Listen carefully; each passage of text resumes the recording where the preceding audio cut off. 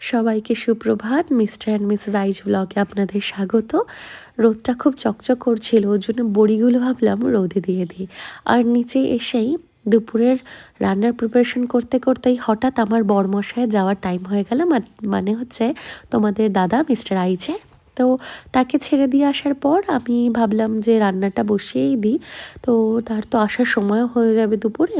তো সেই জন্যে প্রিপারেশন করতে করতেই হঠাৎ করে আমি পুকুরের সামনের দিকে তাকাই, এক সুন্দরী সে স্নান করছে। তো ভাবলাম ভাতটা চাপিয়ে দিই, যাই তোমাদের সাথে শেয়ার করি, ক্যাপচার করেই নিই দৃশ্যটা।